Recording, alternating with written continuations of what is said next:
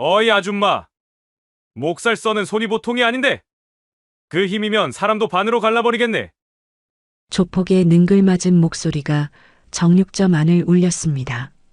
에이, 등갈비 팔면서 뭐가 대단하다고 눈빛은 그렇게 서늘해? 그의 손끝은 은정의 팔뚝에 새겨진 옅은 문신을 훑더니 서서히 가슴팍으로 떨어졌습니다.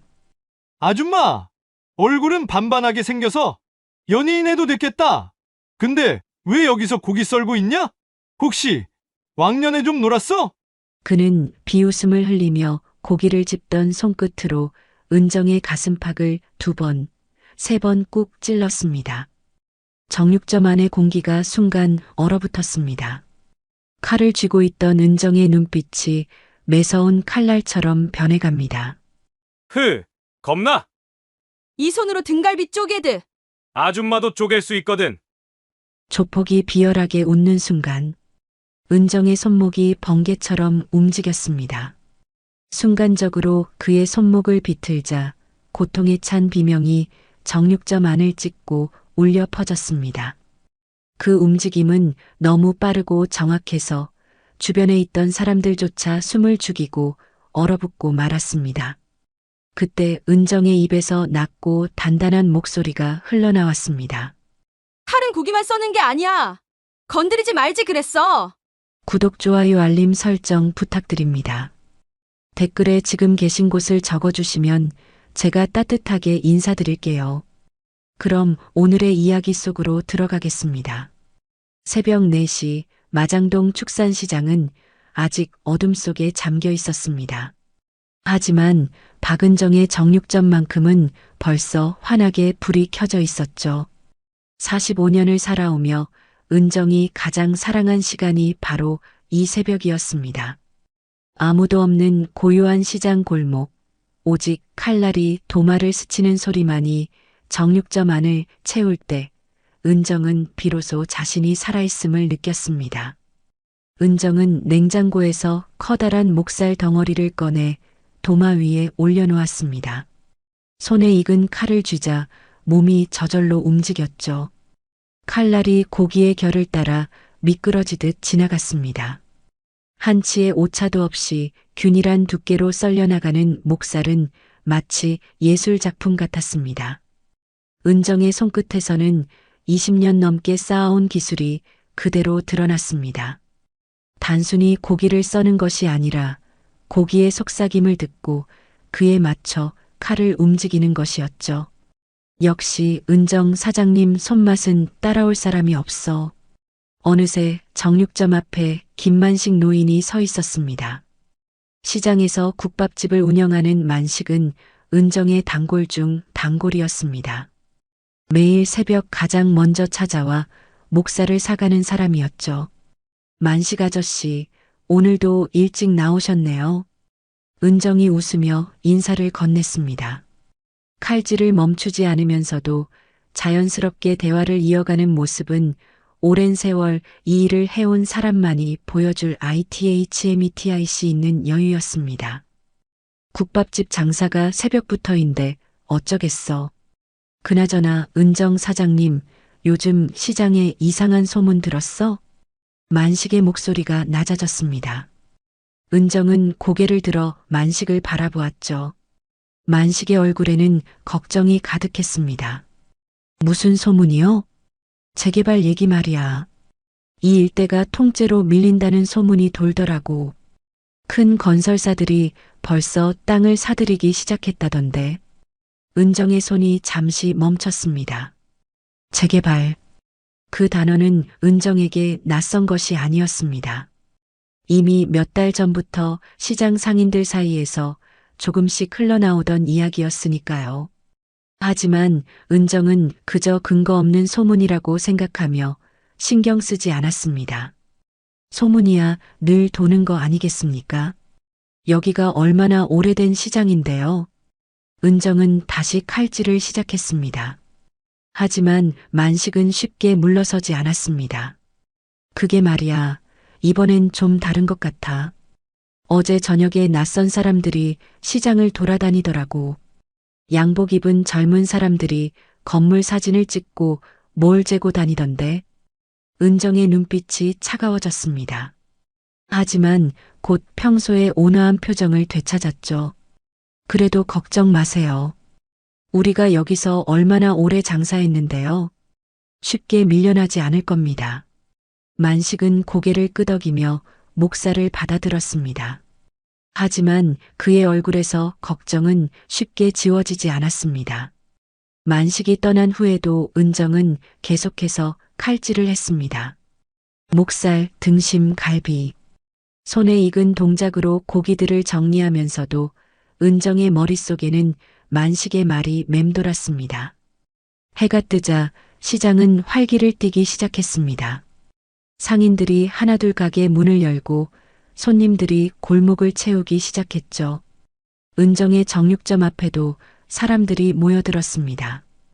은정 사장님, 오늘도 목살 좀 주세요. 등갈비는 있어요?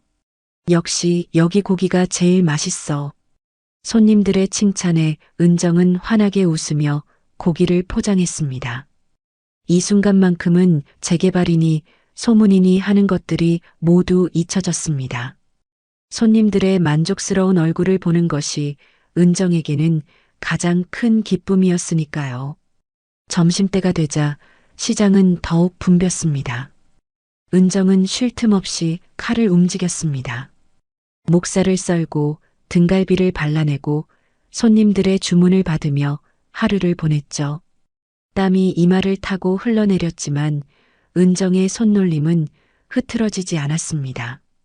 오후 3시쯤 장사가 한풀 꺾이자 은정은 잠시 숨을 돌렸습니다. 의자에 앉아 물을 마시는데 정육점 앞으로 검은색 승용차 한 대가 멈춰 섰습니다. 차에서 내린 사람들은 만식이 말했던 그 양복 입은 젊은이들이었습니다. 그들은 주변을 둘러보며 무언가를 적어 내려갔습니다. 은정은 그들을 지켜보았죠. 불길한 예감이 가슴을 스쳤지만 은정은 애써 무시했습니다. 그저 조사하러 온 사람들일 뿐이라고, 곧 떠날 거라고 스스로를 안심시켰습니다. 하지만 그날 저녁 시장 상인회 회장인 박종철이 은정을 찾아왔을 때 은정은 상황이 생각보다 심각하다는 것을 깨달았습니다. 은정 씨, 큰일 났어. 시청에서 정식으로 재개발 통지가 나왔대. 종철의 얼굴은 창백했습니다. 손에 들린 서류를 은정에게 내밀었죠. 은정은 서류를 받아 읽어 내려갔습니다. 마장동 축산시장 일대 재개발 계획, 보상금 지급, 이주 기한. 차갑고 무미건조한 문장들이 은정의 눈앞을 스쳐 지나갔습니다. 이게 정말인가요? 은정의 목소리가 떨렸습니다. 20년 넘게 지켜온 이 가게를, 이 자리를 떠나야 한다니. 은정의 손에서 서류가 떨어졌습니다. 재개발 통지가 나온 지 일주일이 지났습니다. 시장은 혼란에 빠졌죠. 상인들은 매일같이 모여 대책회의를 열었지만 뚜렷한 해결책은 나오지 않았습니다. 보상금은 턱없이 적었고 이주 기한은 너무 짧았습니다. 30년, 40년을 한자리에서 장사해온 상인들에게 몇 달 안에 떠나라는 것은 죽으라는 말이나 다름없었습니다. 은정은 여느 때처럼 새벽에 가게 문을 열었습니다.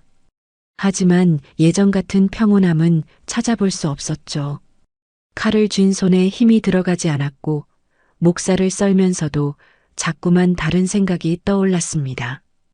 이 가게를 떠나야 한다면 은정은 어디로 가야 할까요? 다른 곳에서 다시 시작할 수 있을까요? 아니, 그보다 은정은 정말로 이곳을 떠날 수 있을까요? 사장님, 여기 계셨네요. 은정이 고개를 들자 낯선 남자가 정육점 앞에 서 있었습니다. 30대 중반쯤 되어 보이는 남자는 값비싼 양복을 입고 있었죠. 하지만 그의 눈빛은 차갑고 날카로웠습니다. 은정은 본능적으로 경계심을 느꼈습니다. 누구십니까?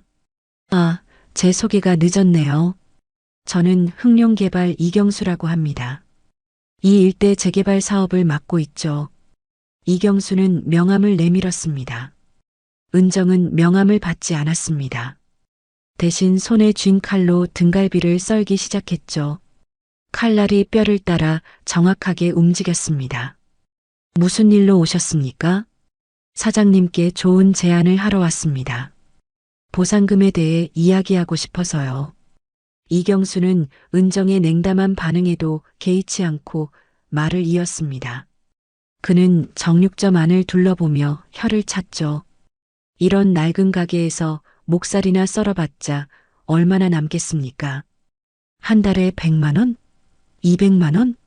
그것도 힘들게 일해서 겨우 버는 돈이겠죠. 은정의 손이 멈췄습니다.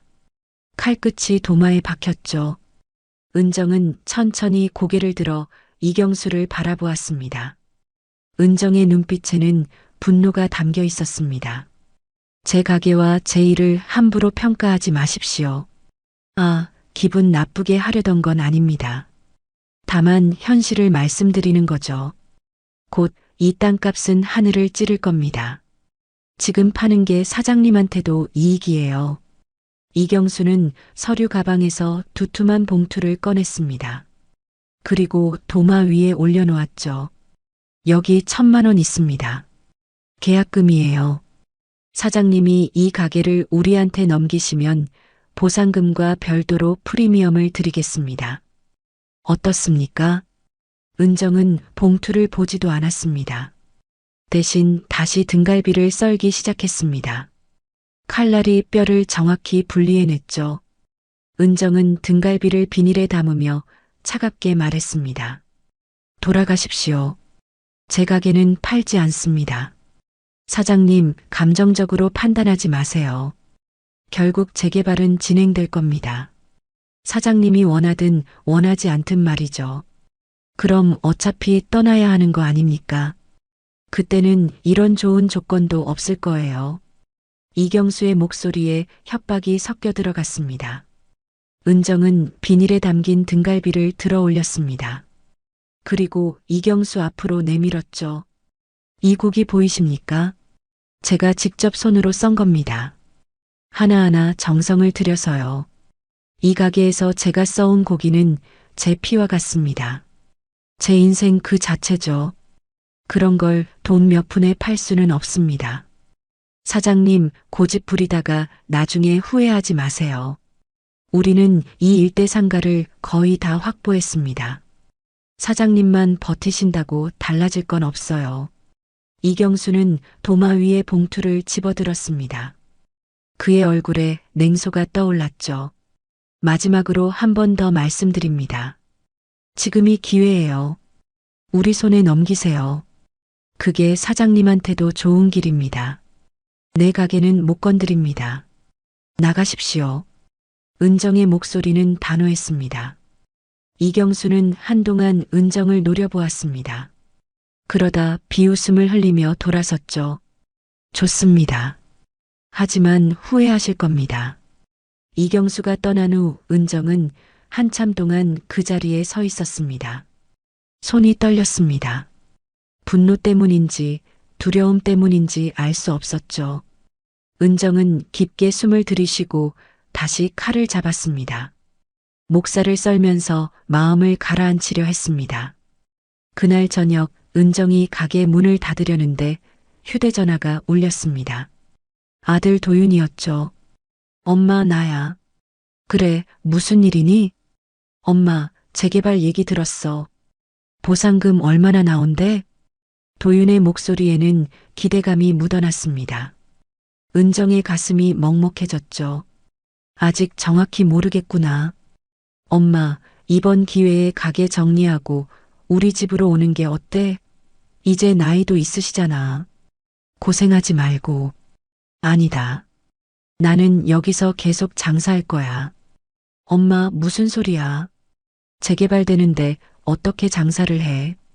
그리고 보상금 받으면 그걸로 우리 집 대출도 좀 갚고. 은정은 전화를 끊었습니다. 더 이상 들을 수 없었죠. 아들마저도 은정의 가게를, 은정의 인생을 돈으로만 계산하고 있었습니다. 은정은 주저앉아 눈물을 흘렸습니다. 20년 넘게 지켜온 이 자리가 누구도 이해해주지 않는 외로운 전쟁터처럼 느껴졌습니다. 그날 밤 은정은 잠을 이루지 못했습니다. 이경수의 차가운 미소가 자꾸만 떠올랐죠. 새벽 2시가 넘어서야 은정은 침대에서 일어났습니다. 더 이상 누워있을 수가 없었습니다. 은정은 옷을 입고 정육점으로 향했죠. 깊은 밤의 마장동은 낮과는 전혀 다른 모습이었습니다. 가로등 불빛만이 텅 빈 골목을 비추고 있었습니다. 정육점 문을 열고 들어선 은정은 곧장 안쪽 창고로 걸어갔습니다. 창고 한편에는 오래된 나무 상자가 쌓여 있었죠. 은정은 그중 가장 밑에 있는 상자를 꺼냈습니다. 먼지가 수북이 쌓인 상자였습니다. 은정의 손이 잠시 멈칫했습니다. 이 상자를 열면 안 된다는 것을 알고 있었죠. 하지만 손은 이미 상자 뚜껑을 들어 올리고 있었습니다. 상자 안에는 낡은 물건들이 담겨 있었습니다. 오래된 사진 몇 장, 빛바랜 신문 스크랩, 그리고 검은 천에 쌓인 칼 한 자루. 은정은 떨리는 손으로 칼을 꺼냈습니다. 천을 벗기자 차가운 칼날이 드러났죠. 칼날에는 여전히 희미한 핏자국이 남아 있었습니다. 아무리 닦아도 지워지지 않던 그 얼룩이었습니다. 은정은 칼을 쥐고 한참을 가만히 서 있었습니다. 손에 익은 무게감이었습니다. 20년 전 은정이 마지막으로 이 칼을 쥐었을 때의 감촉이 생생하게 되살아났죠. 은정은 눈을 감았습니다. 그날의 기억이 파도처럼 밀려왔습니다. 20년 전 은정은 박은정이 아니었습니다. 백학, 흰학이라고 불렸죠. 서울 뒷골목을 주름잡던 백호파의 오른팔이었습니다. 은정의 칼은 누구보다 빠르고 정확했습니다. 목표물을 놓친 적이 없었죠. 그래서 사람들은 은정을 백학이라고 불렀습니다. 하얀 학처럼 아름답지만 치명적인 존재라는 의미였습니다. 은정은 상자에서 사진 한 장을 꺼냈습니다. 발에서 누렇게 변한 사진이었죠. 사진 속에는 젊은 시절의 은정과 한 남자가 서 있었습니다. 최강호. 은정의 동료이자 유일한 친구였던 사람이었습니다. 강호는 사진 속에서 환하게 웃고 있었습니다. 은정도 웃고 있었죠. 하지만 은정은 기억했습니다. 이 사진을 찍은 지 불과 일주일 후 강호가 죽었다는 것을요. 그날도 평범한 일이었습니다. 경쟁 조직과의 거래 현장을 정리하는 일이었죠. 은정과 강호는 늘 그랬듯 함께 움직였습니다. 하지만 그날은 달랐습니다. 함정이었죠. 적들은 이미 은정과 강호를 기다리고 있었습니다. 창고 안은 순식간에 피바다가 되었습니다. 은정은 필사적으로 칼을 휘둘렀습니다. 적들이 하나둘 쓰러졌죠. 하지만 강호는 이미 치명상을 입은 상태였습니다. 은정이 강호를 끌어안았을 때 강호의 입에서는 피가 흘러나오고 있었습니다. 은정아, 여기서 나가. 강호는 힘겹게 말했습니다. 은정은 고개를 저었습니다. 강호를 두고 갈 수 없었죠. 싫어. 같이 가야지. 안 돼. 너라도 살아야 해. 강호는 은정의 손을 꽉 쥐었습니다. 그리고 마지막 힘을 다해 은정을 밀어냈죠. 은정이 바닥에 쓰러지는 사이 강호는 문을 잠갔습니다. 은정은 문을 두드리며 소리쳤습니다. 하지만 강호는 대답하지 않았습니다. 창고 안에서는 총소리와 비명소리가 들렸죠. 그리고 곧 고요해졌습니다. 경찰이 도착했을 때 은정은 이미 사라진 뒤였습니다. 하지만 강호의 시신은 그곳에 남아 있었죠. 바닥에는 등갈비를 거래하던 상자들이 뒤엉켜 있었고 그 위로 강호의 피가 흘러내렸습니다. 신문에는 조직폭력배간 유혈 충돌이라고 보도되었습니다. 하지만 진실을 아는 사람은 없었죠. 그것이 조직 내부의 배신이었다는 것을 백호파 두목이 은정과 강호를 제거하려 했다는 것을요. 은정은 그날 이후 모든 것을 버렸습니다. 백학이라는 이름도, 칼도, 과거도. 은정은 마장동으로 와서 작은 정육점을 열었습니다. 칼을 쥐는 것은 똑같았지만 이제는 사람이 아닌 고기를 썰었죠. 은정은 20년 동안 단 한 번도 과거를 떠올리지 않으려 했습니다. 박은정으로 살아가려 했습니다. 하지만 지금 은정의 손에는 다시 그 칼이 들려 있었습니다. 은정은 칼날을 들어 올려 가로등 불빛에 비춰보았습니다. 칼날이 차갑게 빛났죠. 20년 전의 기억과 감각이 되살아났습니다. 은정의 눈빛이 변했습니다. 온화했던 정육점 주인의 눈이 아니었습니다. 날카롭고 차가운 백학의 눈이었죠. 은정은 칼을 다시 검은 천에 싸서 상자에 넣었습니다. 아직은 아니라고 스스로에게 말했습니다. 아직은 박은정으로 살 수 있다고.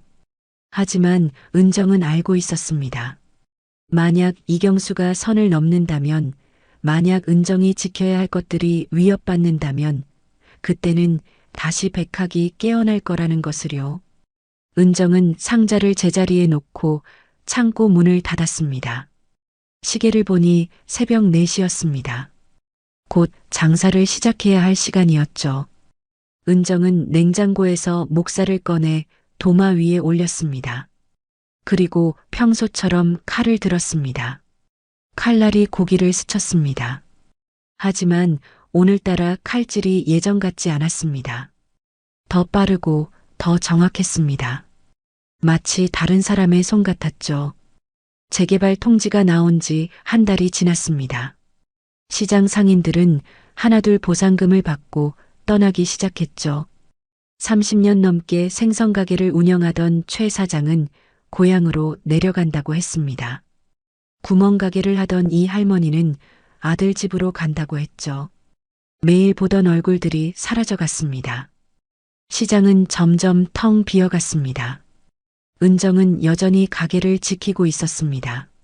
손님은 줄었지만 은정은 매일 새벽같이 문을 열었죠. 목살을 썰고 등갈비를 정리하며 하루를 시작했습니다. 하지만 시장을 지나가는 사람들의 눈빛이 달라진 것을 은정은 느낄 수 있었습니다. 동정과 연민이 섞인 시선이었죠. 어느 날 오후 은정의 휴대전화가 울렸습니다. 아들 도윤이었습니다. 엄마, 지금 시간 돼? 미라랑 같이 갈게. 도윤의 목소리는 평소와 달리 밝았습니다. 은정은 불길한 예감이 들었죠. 무슨 일인데? 가서 얘기할게. 금방 도착해. 전화가 끊겼습니다. 1시간쯤 지나자 도윤이 아내 윤미라와 함께 가게로 들어왔습니다. 도윤은 23으로 일찍 결혼을 했고 대기업에 다니지만 집값 대출에 시달리며 살았죠. 며느리 윤미라는 22이었습니다. 백화점 직원으로 일하며 늘 돈 걱정을 입에 달고 살았습니다. 엄마, 오랜만이네. 도윤이 어색하게 웃으며 인사했습니다. 미라는 가게 안을 둘러보며 코를 찡그렸죠. 여전히 고기 냄새가 심하네요. 은정은 아무 말 없이 두 사람을 바라보았습니다. 도윤은 자리에 앉으며 말을 꺼냈습니다. 엄마, 재개발 보상금 얘기 좀 하자. 얼마나 나온대? 아직 확정된 건 없다. 그래도 대충은 알잖아. 여기 땅값이랑 건물값 합치면 꽤 될 거 아냐. 도윤의 말에 미라가 거들었습니다. 시어머니, 솔직히 말씀드릴게요. 우리 지금 되게 힘들어요. 집값 대출 이자만 해도 한 달에 200만 원이 넘어요. 애 키우는 것도 돈이 많이 들고요. 은정은 묵묵히 듣고 있었습니다. 미라는 계속 말을 이었죠. 시어머니도 이제 나이 드셨잖아요. 이런 힘든 일 언제까지 하실 거예요? 이번 기회에 가게 정리하시고 보상금으로 편하게 사세요. 그래서 너희가 원하는 게 뭐냐? 은정의 목소리는 차가웠습니다. 도윤이 당황하며 말했습니다. 엄마, 오해하지 마. 우리가 엄마 돈을 달라는 게 아니라. 아니면 뭐냐? 보상금 타면 너희 빚 갚아주길 바라는 거 아니냐? 정곡을 찌른 말이었습니다. 도윤의 얼굴이 붉어졌죠. 미라가 화를 내며 말했습니다. 그럼 어쩌라는 거예요? 우리가 시어머니 아들이잖아요. 힘들 때 도와주는 게 당연한 거 아니에요? 너희가 나한테 도와준 게 있느냐? 내가 이 가게에서 피땀 흘려 번 돈으로 도윤 대학 보냈고 너희 결혼식도 치러줬다. 그때는 고맙다는 말 한마디 없더니 이제 와서 당연하다고 하느냐? 은정의 목소리에 분노가 실렸습니다. 도윤이 벌떡 일어섰죠. 엄마, 당신 같은 사람 때문에 내가 고개를 못 들고 다녀. 친구들이 물어봐. 어머니가 뭐 하시냐고. 그럼 뭐라고 대답해야 돼? 정육점 한다고? 고기 썬다고? 은정의 가슴이 찢어지는 것 같았습니다. 은정이 평생 자랑스럽게 여겨온 일을 아들은 부끄러워하고 있었던 것입니다. 그래, 나는 고기를 썬다. 그게 뭐가 부끄럽냐? 정직하게 일해서 돈을 버는 게 부끄러운 일이냐? 아, 엄마는 그렇게 생각하실 수도 있죠. 근데 세상 사람들은 안 그래요. 요즘 시대에 누가 정육점을 해요. 게다가 이렇게 낡은 시장에서. 미라의 말에 도윤이 고개를 끄덕였습니다. 은정은 두 사람을 번갈아 보았죠. 아들과 며느리의 눈에는 은정에 대한 존중이 전혀 없었습니다. 오직 보상금에 대한 욕심만이 가득했습니다. 나가거라. 당장 나가. 은정의 목소리는 떨렸습니다. 도윤이 화를 내며 소리쳤습니다. 엄마, 후회하실 거예요. 우리가 마지막으로 도와주려고 한 건데. 도와준다고? 너희가 날 도와주겠다고? 웃기는 소리 마라. 너희는 내 돈만 원하는 거잖아. 그래요, 맞아요. 우리는 돈이 필요해요. 근데 그게 뭐가 잘못됐어요? 가족이니까 도와주는 거잖아요. 미라가 소리쳤습니다. 은정은 칼을 집어들었습니다. 그리고 도마 위에 등갈비를 내리쳤죠. 칼날이 뼈를 정확히 갈랐습니다. 쾅 하는 소리가 가게 안을 울렸습니다. 나가지 못하겠느냐? 다신 내 앞에 나타나지 마라. 은정의 눈빛이 차갑게 변했습니다. 도윤과 미라는 그제야 겁을 먹은 듯 물러섰죠. 두 사람은 가게 문을 박차고 나갔습니다. 문이 쾅 닫히는 소리가 울렸습니다. 은정은 그 자리에 주저앉았습니다. 손에 든 칼이 떨렸죠. 눈물이 흘러내렸습니다. 아들마저 은정을 이해하지 못했습니다. 은정의 인생을, 은정이 지켜온 가치를 아무도 알아주지 않았습니다. 고기보다 더 질긴 게 가족의 욕심이구나. 은정은 중얼거렸습니다. 목살을 써는 손보다, 등갈비를 바르는 손보다 더 아픈 것이 바로 가족의 배신이었습니다. 은정은 한참을 울었습니다. 20년 동안 참아왔던 눈물이 한꺼번에 쏟아졌죠. 밤이 되자 은정은 다시 창고로 갔습니다. 검은 천에 쌓인 칼을 꺼냈습니다. 칼날이 어둠 속에서 차갑게 빛났죠. 은정은 칼을 쥐고 중얼거렸습니다. 이제 더 이상 물러설 곳이 없구나. 지킬 것도 잃을 것도 없어. 은정의 눈빛이 변했습니다. 박은정이 아니었습니다. 백학이었죠. 다음 날 아침 은정은 평소보다 일찍 가게를 열었습니다. 하지만 오늘따라 손님이 한 명도 오지 않았죠. 시장은 이미 반쯤 비어 있었습니다. 문을 닫은 가게들이 늘어났고 골목은 적막했습니다. 은정은 혼자 목살을 썰며 시간을 보냈습니다. 칼을 쥔 손놀림은 여전히 정확했지만 마음은 무거웠습니다. 점심때쯤 김만식 노인이 찾아왔습니다. 만식의 얼굴에는 걱정이 가득했죠. 은정 씨, 큰일 났어. 어젯밤에 정 사장네 가게에 불이 났대. 뭐라고요? 은정이 깜짝 놀라며 물었습니다. 정 사장은 시장 입구에서 철물점을 운영하던 상인이었습니다. 재개발 반대 목소리를 가장 크게 냈던 사람이기도 했죠. 다행히 사람은 안 다쳤는데 가게가 완전히 탔어. 경찰이 조사 중이래. 근데 말이야. 만식은 목소리를 낮췄습니다. 사람들 말이 흑룡개발 쪽에서 한 거 아니냐고 수군거려. 정 사장이 끝까지 버티겠다고 했거든. 은정의 눈빛이 차갑게 가라앉았습니다. 이경수의 얼굴이 떠올랐죠. 저들이 이런 식으로 나온다면 은정도 가만히 있을 수 없었습니다. 만식 아저씨, 혹시 흑룡개발에 대해 아시는 거 있으세요? 글쎄, 겉으로는 멀쩡한 개발회사처럼 보이는데 뒤가 구린 것 같더라고. 누가 그러던데 일본 쪽 자금이 들어온대. 야쿠자 조직이랑 연결됐다는 소문도 있고. 야쿠자. 그 단어에 은정의 심장이 빠르게 뛰었습니다. 20년 전 백호파가 무너진 것도 일본 야쿠자 때문이었습니다. 당시 오사카의 대형 조직 검은 비늘이 한국 시장에 진출하려 했죠. 백호파는 그들과 손을 잡으려 했지만 내부에서 의견이 갈렸습니다. 강호와 은정은 반대했습니다. 야쿠자와 손잡으면 안 된다고 했죠. 그 결과 두 사람은 조직의 배신을 당했습니다. 은정 씨, 괜찮아? 얼굴이 안 좋은데. 만식의 목소리에 은정이 정신을 차렸습니다. 아, 네. 괜찮습니다. 그냥 좀 놀라서요. 만식이 떠난 후 은정은 컴퓨터를 켰습니다. 흑룡개발을 검색했죠. 회사 홈페이지에는 그럴듯한 정보들이 올라와 있었습니다.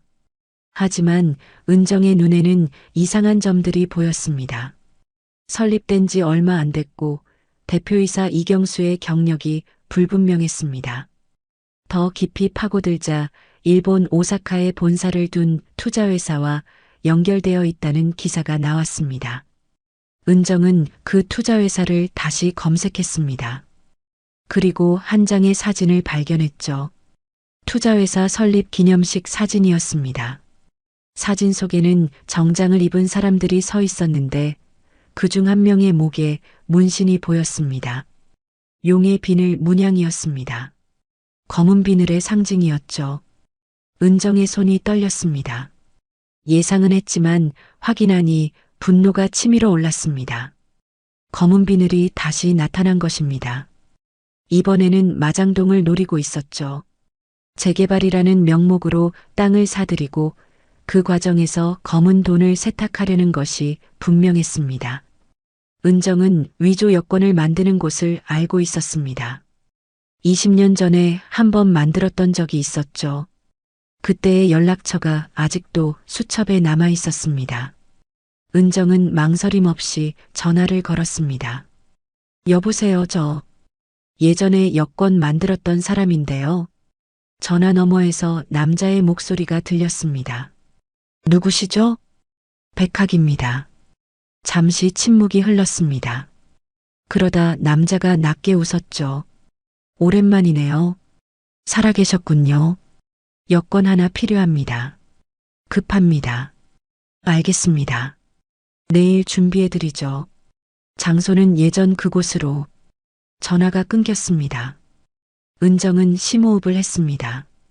이제 돌이킬 수 없는 강을 건너는 것이었습니다. 하지만 은정에게는 더 이상 선택지가 없었죠. 그날 밤 은정은 창고에서 검은 천에 쌓인 칼을 꺼냈습니다. 이번에는 다시 상자에 넣지 않았습니다. 대신 가방 밑바닥에 조심스럽게 넣었죠. 그리고 옷장 깊숙한 곳에서 검은색 옷을 꺼냈습니다. 20년 전 마지막으로 입었던 옷이었습니다. 옷을 입어보니 조금 헐렁했습니다. 세월이 흘렀다는 증거였죠.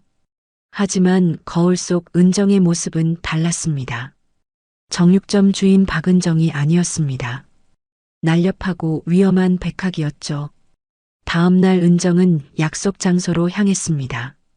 서울 외곽의 허름한 모텔이었죠. 방 안에서 남자가 기다리고 있었습니다. 40대 중반쯤 되어 보이는 남자는 은정을 보자 고개를 끄덕였습니다. 여전하시네요. 나이가 안 드셨어. 여권은요? 여기 있습니다. 남자는 봉투를 건넸습니다. 은정은 봉투를 열어 여권을 확인했죠. 이름은 다르지만 사진은 은정의 것이었습니다. 완벽한 위조였습니다. 목적지가 어디신지 여쭤봐도 될까요? 오사카입니다. 남자의 표정이 굳어졌습니다. 조심하세요. 거기는 위험합니다. 압니다. 은정은 돈을 건네고 모텔을 나왔습니다. 이제 남은 것은 오사카로 가는 일뿐이었습니다. 은정은 가게로 돌아와 마지막으로 목살을 썰었습니다. 칼날이 고기를 스쳤죠. 하지만 은정의 머릿속에는 이미 다른 그림이 그려지고 있었습니다. 등갈비를 쪼개듯 단칼에 적들을 베는 모습이었습니다. 목살 썰던 내 손이 이번엔 마지막으로 피를 썰 거다. 은정은 낮게 중얼거렸습니다. 박은정으로서의 마지막 밤이었습니다. 내일부터는 다시 백학이 되어야 했죠. 사흘 후 은정은 인천공항에서 오사카행 비행기에 올랐습니다. 위조 여권은 아무 문제 없이 통과되었죠. 좌석에 앉아 창밖을 바라보는 은정의 얼굴은 평온해 보였습니다. 하지만 가방 속 칼을 만지작거리는 손은 떨리고 있었습니다. 20년 만에 다시 찾아가는 전쟁터였습니다. 비행기가 이륙했습니다. 구름 위로 올라가자 서울이 점점 작아졌죠.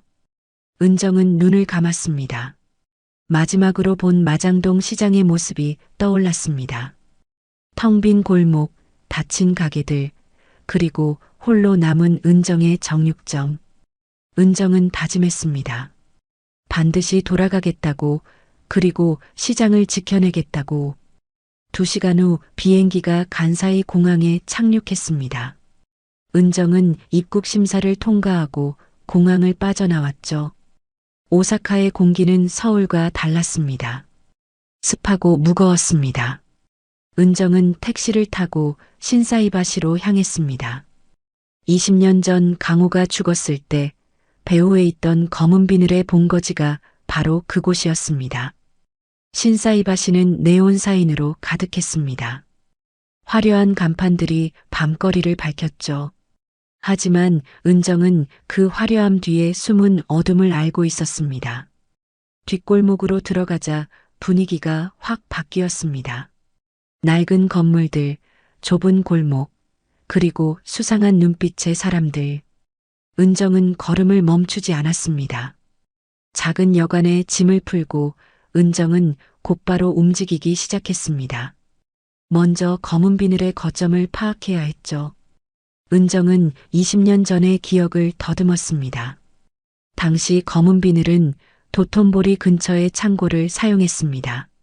하지만 20년이 지난 지금 그들이 여전히 그곳을 사용하는지는 알 수 없었습니다. 은정은 밤거리를 배회하며 정보를 수집했습니다. 작은 술집에 들어가 술을 마시며 사람들의 대화를 들었죠. 야쿠자 조직 이야기가 나올 때마다 귀를 기울였습니다. 그러던 중 한 남자가 검은 비늘 이야기를 꺼냈습니다. 요즘 검은 비늘이 한국 쪽에 크게 투자한다던데. 그래, 뭐해? 부동산이래. 서울 어디 시장을 통째로 사들인다나? 은정의 손이 멈췄습니다. 마장동 이야기였습니다. 은정은 계산을 하고 술집을 나왔습니다. 이제 확신이 섰죠. 검은 비늘이 마장동 재개발 뒤에 있다는 것이. 다음 날 은정은 도톤보리 일대를 돌아다녔습니다. 낡은 창고들을 하나하나 확인했죠. 그러다 한 건물 앞에서 멈춰 섰습니다. 겉으로 보기에는 평범한 물류 창고였습니다.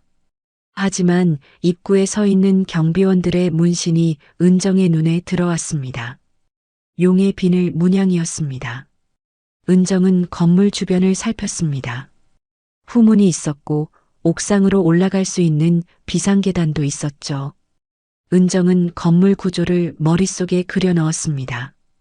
그리고 해가 지기를 기다렸습니다. 밤이 되자 은정은 검은 옷으로 갈아입었습니다.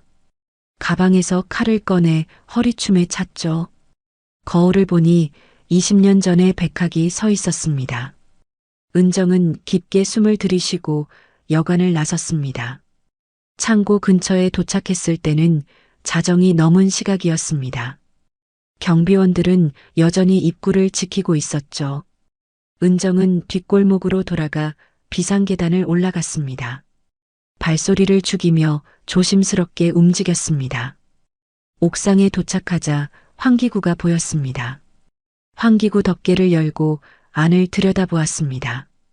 아래쪽에서 불빛이 새어나왔죠. 사람들의 목소리도 들렸습니다. 은정은 환기구를 통해 건물 안으로 들어갔습니다. 좁은 통로를 지나 천장 위로 올라갔죠. 천장 판넬 사이로 아래를 내려다보니 넓은 창고가 보였습니다.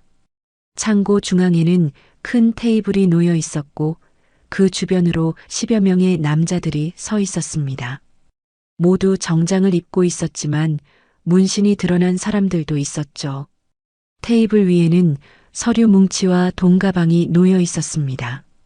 그리고 테이블 한쪽에 이경수가 앉아 있었습니다. 그 맞은편에는 60대쯤 되어 보이는 일본인 노인이 앉아 있었죠. 노인의 목에는 용 문신이 선명하게 새겨져 있었습니다. 검은 비늘의 두목이 분명했습니다. 이 사장, 마장동 건은 잘 진행되고 있나? 노인이 일본어로 물었습니다. 이경수가 한국어로 대답했죠. 예, 거의 다 정리됐습니다. 몇 명만 더 설득하면 됩니다. 설득? 하하, 그런 것도 설득이라고 부르나. 불 지르고 협박하는 게 설득인가. 노인이 비웃었습니다. 이경수는 어색하게 웃었죠. 어쨌든 다음 달까지는 모든 땅을 확보할 수 있습니다.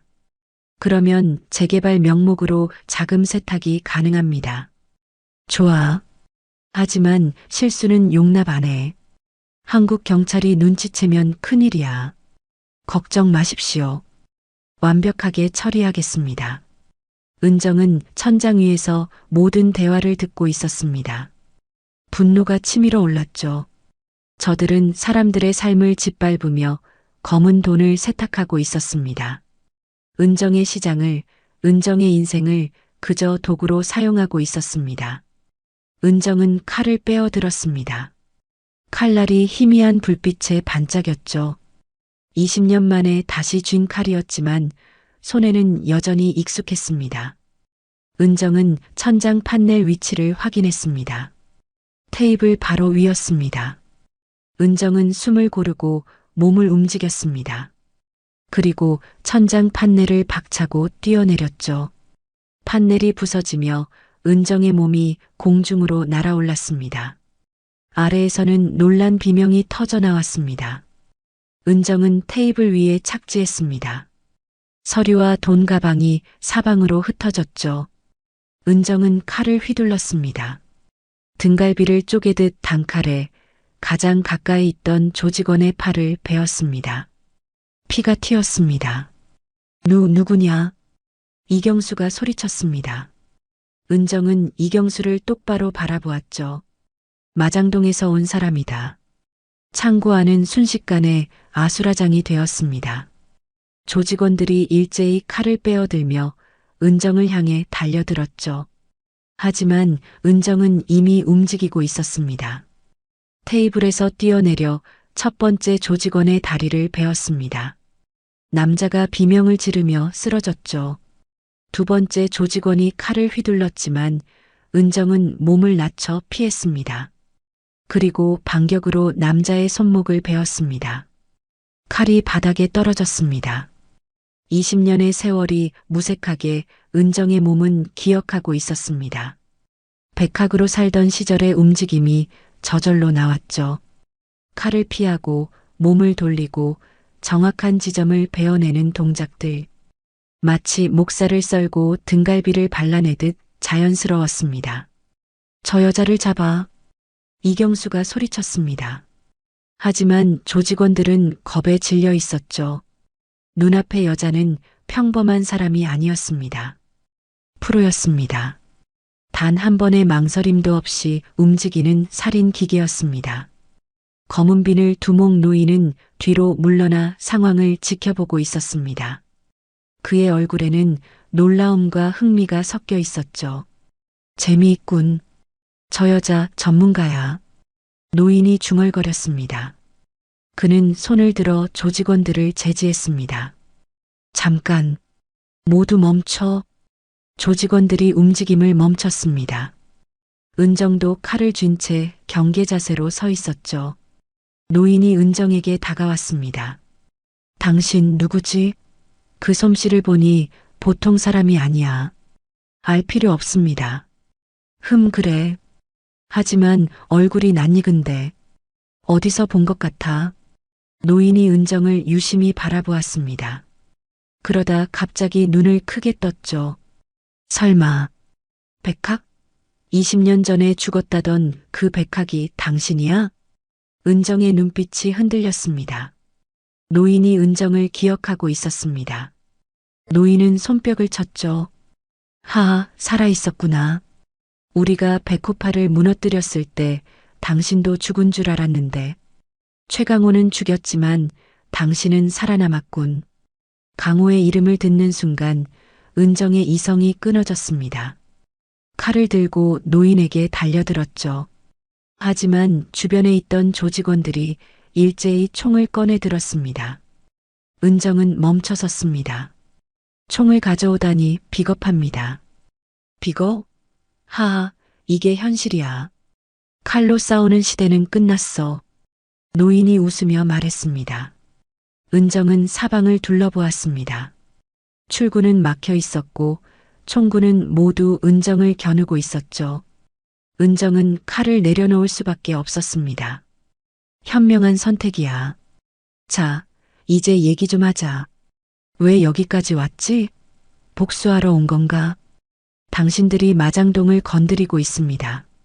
제 시장을, 제 삶을 망가뜨리고 있죠. 아, 그래서? 마장동? 하, 그건 그냥 사업일 뿐이야. 개인적인 감정은 없어. 제게는 전부입니다. 그곳이 제 인생의 전부예요. 은정의 목소리가 떨렸습니다. 노인은 고개를 끄덕였죠. 이해는 해. 하지만 사업은 사업이야. 우린 이미 너무 많은 돈을 투자했어. 이제 와서 그만둘 수 없지. 그럼 저도 그만둘 수 없습니다. 은정이 바닥에 떨어진 칼을 향해 몸을 날렸습니다. 총소리가 울렸죠. 하지만 은정은 이미 칼을 집어들고 가장 가까운 조직원에게 달려들고 있었습니다. 칼날이 번쩍이며 남자의 총을 든 손을 베었습니다. 총이 바닥에 떨어졌죠. 은정은 떨어진 총을 발로 차 날려버렸습니다. 그리고 다시 칼을 휘둘렀습니다. 혼란 속에서 은정은 출구를 향해 돌진했죠. 조직원들이 가로막았지만 은정은 멈추지 않았습니다. 칼이 공기를 가르며 조직원들을 스쳐 지나갔습니다. 이경수가 총을 들어 은정을 겨냥했습니다. 방아쇠를 당기려는 순간 은정이 먼저 움직였죠. 칼을 던졌습니다. 칼이 회전하며 날아가 이경수의 어깨에 박혔습니다. 이경수가 비명을 지르며 총을 떨어뜨렸습니다. 은정은 출구에 도달했습니다. 문을 박차고 나가려는데 뒤에서 노인의 목소리가 들렸죠. 백학, 도망가봤자 소용없어. 한국으로 돌아가면 경찰이 기다리고 있을 거야. 난 이미 신고했어. 은정은 뒤돌아보지 않았습니다. 골목으로 뛰어들어 어둠 속으로 사라졌죠. 뒤에서 추격하는 발소리가 들렸지만 은정은 더 빨랐습니다. 골목을 누비며 추격자들을 따돌렸습니다. 한참을 달린 끝에 은정은 작은 공원에 숨어들었습니다. 숨을 헐떡이며 상황을 정리했죠. 이경수를 다치게 했지만 죽이지는 못했습니다. 노인도 무사했습니다. 게다가 경찰에 신고까지 했다고 했습니다. 상황은 최악이었습니다. 은정은 여관으로 돌아가 짐을 챙겼습니다. 이제 오사카에 더 머물 수 없었죠. 공항으로 가야 했습니다. 하지만 공항에는 경찰이 기다리고 있을 것입니다. 은정은 다른 방법을 생각해야 했습니다. 다음 날 새벽 은정은 오사카 항구로 갔습니다. 화물선을 타고 미리국하는 브로커를 찾았죠. 거액을 지불하고 화물선에 몸을 실었습니다. 이틀 후 은정은 부산에 도착했습니다. 부산에서 서울로 가는 기차를 탔습니다. 기차 안에서 은정은 뉴스를 확인했죠. 오사카에서 야쿠자 조직원들이 습격당한 사건이 보도되고 있었습니다. 하지만 용의자는 잡히지 않았다고 했습니다. 은정은 안도의 한숨을 쉬었습니다. 서울에 도착한 것은 밤이었습니다. 은정은 곧장 마장동으로 향했죠. 시장은 여전히 텅 비어 있었습니다. 은정의 정육점만이 불을 밝히고 있었습니다. 마장동으로 돌아온 은정은 정육점 문을 열었습니다. 먼지가 쌓여 있었지만 모든 것이 그대로였죠.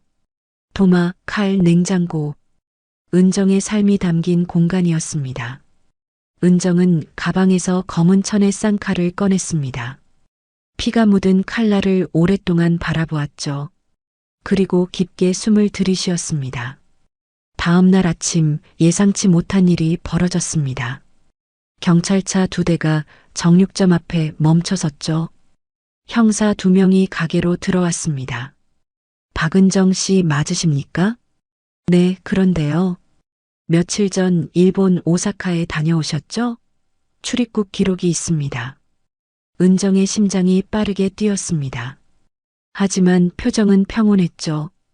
오사카요? 아니요. 전 여기서 계속 장사했는데요. 증거가 있습니다. 공항 CCTV에. 그때 정육점 문이 열리며 김만식이 들어왔습니다. 뒤이어 시장 상인들이 하나둘 모여들었죠. 형사 양반, 무슨 일이요? 만식이 물었습니다.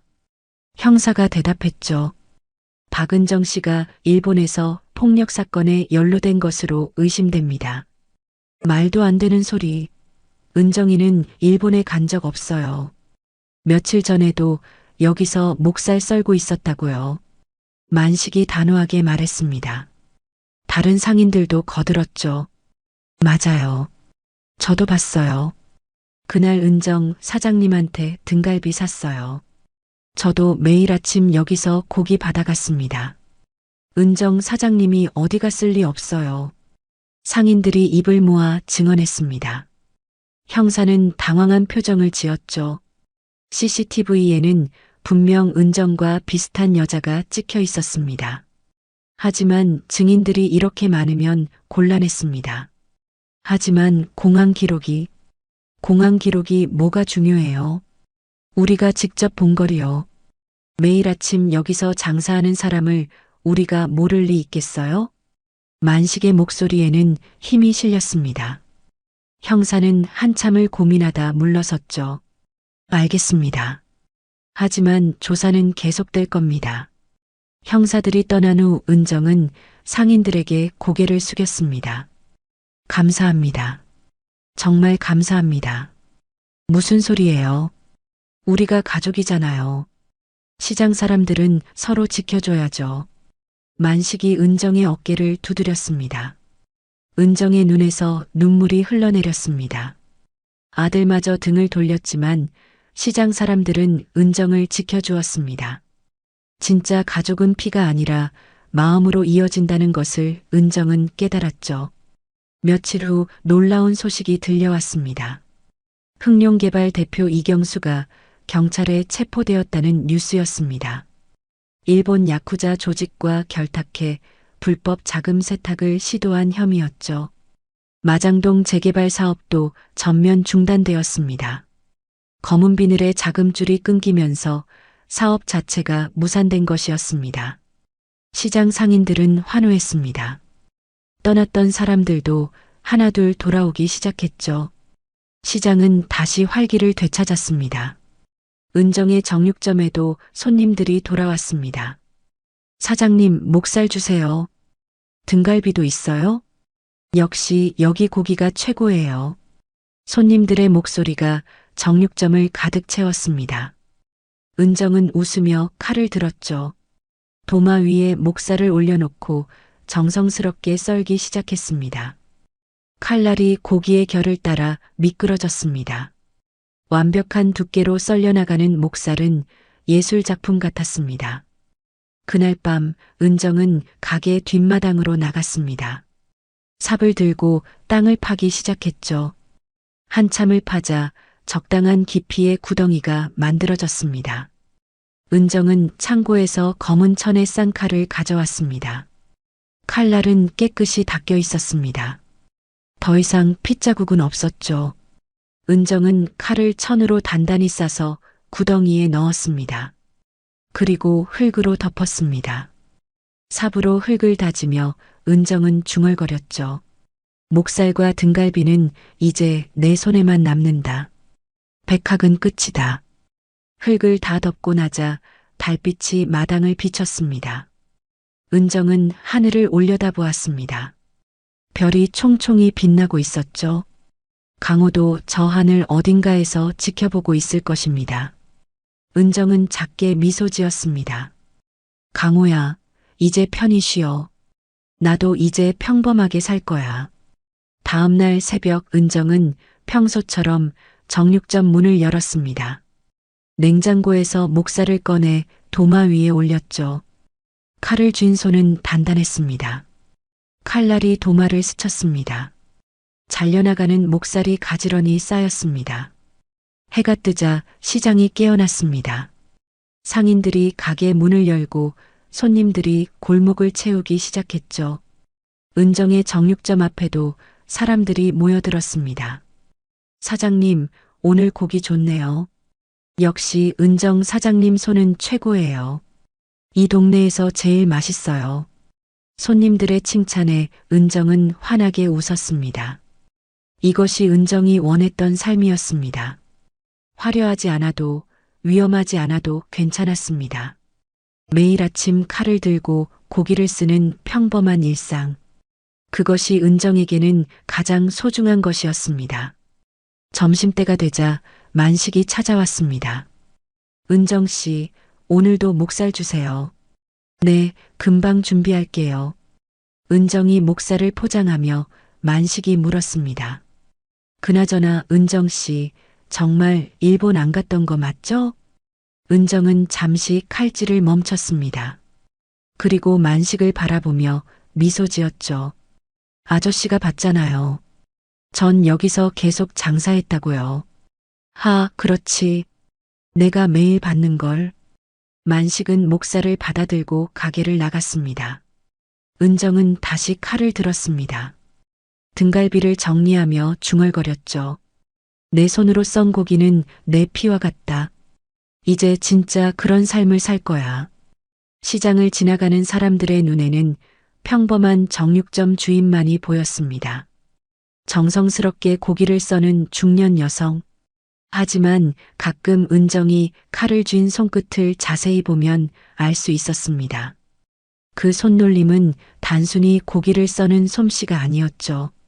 수십 년 동안 갈고 닦은 기술이었습니다. 전설의 칼끝이 여전히 그곳에 살아 숨쉬고 있었습니다. 하지만 이제 그 칼끝은 오직 목살과 등갈비를 위해서만 움직였습니다. 박은정은 마장동에서 자신의 정육점에서 평범하고 소중한 일상을 지키며 살아갈 것입니다. 그것이 강호에게 약속한 것이었고 은정 자신이 선택한 길이었습니다. 해가 지고 저녁이 되자 은정은 가게 문을 닫았습니다. 마지막으로 도마를 깨끗이 닦고 칼을 정리했죠. 내일도 또 새벽에 문을 열 것입니다. 그리고 칼을 들고 고기를 쓸 것입니다. 평생 그래왔듯이 마장동 골목에 어둠이 내렸습니다. 하지만 은정의 마음은 평온했습니다. 이제 진짜 자유로워진 것 같았죠. 과거의 그림자에서, 복수의 집착에서, 모든 것에서 자유로워졌습니다. 은정은 마지막으로 뒷마당을 바라보았습니다. 칼이 묻힌 그곳을, 그리고 작게 미소 지었습니다. 잘 자, 백학. 이제 영원히. 달빛인 생사연은 감동 오디오북으로 인생 사연과 공감 이야기를 전해드립니다. 구독과 좋아요로 더 많은 인생 사연과 공감 이야기를 만나보세요. 지금 듣고 계신 장소를 댓글로 남겨주시면 제가 반갑게 인사드리겠습니다. 오늘도 함께 해주셔서 감사합니다.